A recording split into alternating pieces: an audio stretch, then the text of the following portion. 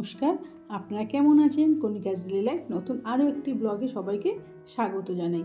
দিল্লি থেকে আজকে আমাদের বাড়িতে ফেরার পালা। আজকে দিনটাও আমরা একটু ঘুরবো তার প্ল্যান করেছি, তাই সকাল 10টার দিকে টিফিন খেতে চলে এলাম সেই পাঞ্জাবি ধাবায়। আগের দিন দেখেছিলেন যে আমরা পাঞ্জাবি ধাবায় গিয়ে খেয়েছিলাম। এখানে এসে কিন্তু ছোলে বাটুরে খাওয়া হয়নি, তাই সেটারই অর্ডার দেওয়া হলো। এই যে আমাদের সামনে হাজির হয়ে গেল গরম গরম ছোলে বাটুরে আর তার সাথে আলু চোখা। দেখেই কিন্তু মনটা নেচে উঠল। মেয়ের তো খুব মজা, ও তো এইসবই খেতে পছন্দ করে। আর এইগুলো দেখুন, দোকানের সামনে খাবারের মেনু কি সুন্দরভাবে প্লেটে সাজিয়ে রেখেছে। চুরচুর পরোটা, হালুয়া, আলু পরোটা, পুরি, চাটনি, খুব সুন্দর দেখতে লাগছিল। দোকানের সামনে এইভাবে সাজানো দেখে আমি প্রথমে বুঝতে পারছিলাম না, তারপর ওনাদের জিজ্ঞেস করলাম। ওনারা বললেন যে আজকে আমাদের এগুলোই তৈরি হবে। এখান থেকে খাওয়া দাওয়া করে আবার আমরা রওনা দিলাম মেট্রো স্টেশনের উদ্দেশ্যে, কারণ একটু ঘুরবো বলে সবাই ঠিক করেছি। যাই হোক, হাঁটা পথে আমরা আবার রওনা দিলাম মেট্রো স্টেশনের উদ্দেশ্যে। হেঁটে হেঁটে যেতেই বেশ ভালো লাগছিলো, চারিদিকটা দেখতে দেখতে আমরা যাচ্ছিলাম। এই যে মেট্রোতে করে আমরা নামলাম চাঁদনি চক স্টেশনে, ওখান থেকে যাব লালকেল্লা দেখতে। লোককে জিজ্ঞেস করলাম যে কোথা দিয়ে লালকেল্লা যেতে হবে। একজন গার্ড ছিলেন, উনি বললেন যে এই সিঁড়িটা দিয়ে উঠে গেলে কিন্তু আপনারা ওই পাশে লালকেল্লা দেখতে পাবেন। ওনার কথা মতন আমরা সিঁড়িতে উঠে পড়লাম। আর সিঁড়ি দিয়ে উঠতে উঠতে দেখুন মেয়ের বাবা মেয়েকে কি বলছে, আবার নিজেই কিন্তু হাসছে। এবার আমাদের ব্যাগ চেক করতে হবে, তার জন্য আমরা একটু দাঁড়িয়ে রইলাম। এখানে কিন্তু সমস্ত মেট্রো স্টেশনে ব্যাগ চেক করাটা একদম দরকারি, কারণ আমাদের এখানে এত ব্যাগ চেক করতে হয় না। যাই হোক, ব্যাগটা এবার চেক করতে দেবো। দেখুন ব্যাগটা চেক করতে যেয়ে দিয়েছি আর ফোনটা গেছে উল্টে। যাই হোক, ব্যাগটা হাতে নিয়ে এবার ঢুকে পড়ছি লালকেল্লা দেখতে। কিন্তু এ কি, লালকেল্লা দেখতে যাওয়ার আগে তো আমরা একবারে সোনার কেল্লায় ঢুকে গেলাম। এই সোনার কেল্লাটির নাম হলো ওম্যাক্স।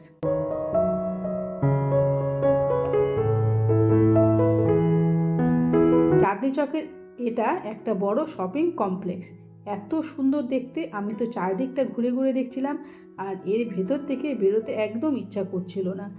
আর এত সুন্দর সাজানো গোছানো, লাইটিং সব দেখে সত্যি এত সুন্দর লাগছিল। আর এক একটা দোকানে দেখুন লেহেঙ্গা বা বড়দের ড্রেসগুলো এত সুন্দর দেখতে লাগছিল, মনে হচ্ছে মনটা একদম কেড়ে নিয়েছে। আমার তো এখান থেকে একদমই বেরোতে ইচ্ছে করছিল না, কিন্তু এখান থেকে বেরোলেই আমরা দেখতে পাবো লালকেল্লা।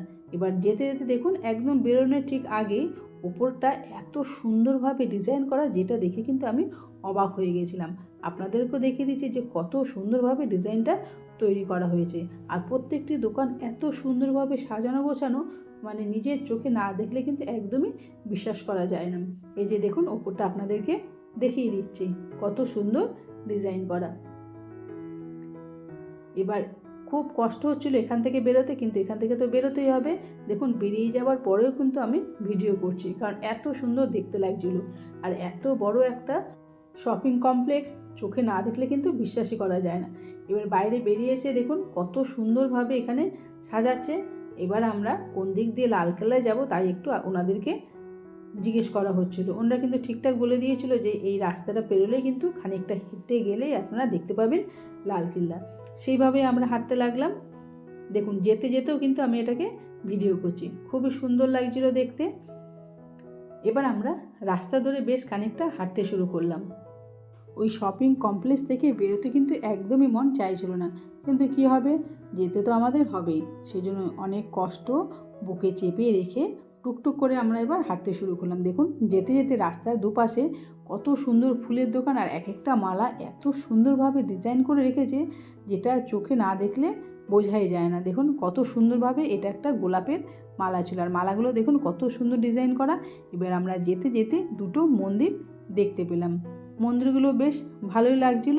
আর এখানে দেখুন মন্দিরগুলো কেমন ওপরে লাল রং করা, আমার মনে হয় এখানে লালকেল্লা আছে বলে হয়তো এরকমই রং করা হয়েছে। এবার আমরা চলে এলাম লালকেল্লার সামনে, কিন্তু দুঃখের বিষয় সোমবার ছিল বলে লালকেল্লার ভেতরে ঢুকতে পেলাম না। সেই মনের দুঃখ মনে রেখেই আমরা খেলাম জিলিপি আর রাবড়ি। মেয়ে আবার একটু এখান থেকে সিঙ্গারা খেয়েছিল, আর এই জিলিপি আর রাবড়িটা খেতে কিন্তু দারুণ ছিল।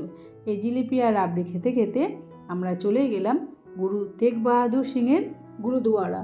ভেতরটা খুব সুন্দর দেখতে, খুব সুন্দর সাজানো গোছানো। আর এসব জায়গায় আসলে কিন্তু মনটা সত্যি ভালো হয়ে যায়। আর মেয়ে এখান থেকে একটা বই নিয়েছিল, আর ওনারা কিন্তু জিজ্ঞেস করেছিল যে বইটা তুমি কী করবে। মেয়ে বললো পড়বো, বলছে হ্যাঁ এটা পড়বে, বইটা কিন্তু এখানে সেখানে ফেলে রাখবে না, পায়ে যেন না লাগে। মেয়ে বললো না না, এটা আমি খুব যত্ন করে বাড়িতে নিয়ে যাব, বাড়িতে গিয়ে পড়বো বা ট্রেনে বসেও পড়ে নেবো। তখন ওনারা বললো ঠিক আছে নিয়ে যাও। আর একটা জিনিস, এটা ঠাকুরের লীলা কিনা জানি না, আমরা যখনই কোথাও বেড়াতে যাই ঠিক সেখানে একটা না একটা গুরুদুয়ারা পাবই। এটা মনে হয় আমাদের ভাগ্যেই লেখা আছে। যাই হোক, গুরুদুয়ারা পেলে কিন্তু খুবই ভালো লাগে। আর প্রত্যেকটি গুরুদুয়ারাতে কিন্তু আমরা ঘুরতে যাই, ওখানে গিয়ে প্রণাম করে আসি, মনের কামনা বলে আসি। আমরা এখান থেকে হাতে করে হালুয়া প্রসাদ নিয়ে বাইরে বেরিয়ে আসি, তারপরে বাইরে বসে খেয়ে দিয়ে আমরা আবার হাত ধুয়ে জুতো টুতো পরে আমরা আবার স্টেশনের দিকে রওনা দিলাম। ব্লগটা এখানেই শেষ করলাম। সবাই ভালো থাকবেন, সুস্থ থাকবেন। Thank you.